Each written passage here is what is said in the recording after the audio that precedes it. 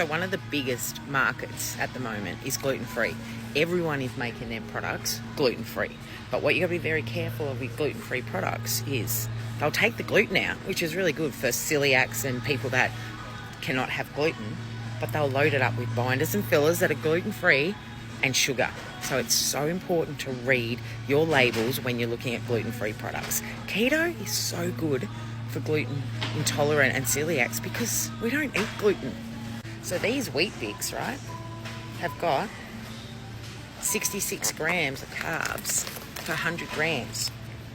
In that, 66 grams. Sultana brand, gluten-free, 70 grams of carbs for a bowl of that. Unbelievable. So this is all the gluten-free breads here and stuff. Let's have a look. Okay, we've got some gluten-free bread from Abbott's Bakery. Oh, it feels disgusting too. It doesn't even feel soft. Let's have a look what's in it. I'm not even going to look at the ingredients yet. I'm just going to look at the carbs. It's all 2 slices of this bread, nearly 37 grams of carbs, right? Sorry, I can barely read it. I can see water, whole grain, wholemeal, gluten-free flour, wholemeal rice flour, wholemeal buckwheat flour, some starch flour, sugar, canola oil, linseed, wheat, thickeners, iodized salt, rice flour, starch, maize, more vinegar. Yeah, what about some gluten-free crumpets? 17 grams for one. I'm not even getting into the ingredients because, you know. What about this macro 4 English muffins? 24 grams of carbs for one. That's gluten-free croissants, 38 grams of carbs. The macro brand, gluten-free bread.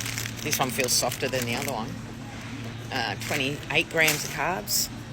1 pita bread. Look how tiny it is. 1 pita bread. 26 grams of carbs. Now Arnott's is on it.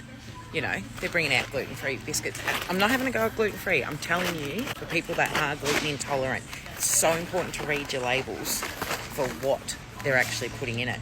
So 5 of these biscuits, 5 crackers, you're looking at 16, 17 grams of carbs, but it's the ingredients I want you to read in. So these jats, right, which we know what, starch, maize, rice flour, vegetable oil, sugar, thickener, xanthium gum, modified starch, salt, baking powder, yeast, food acid, malic acid, I think, yeast extract, emulsifier, soy and herb extract.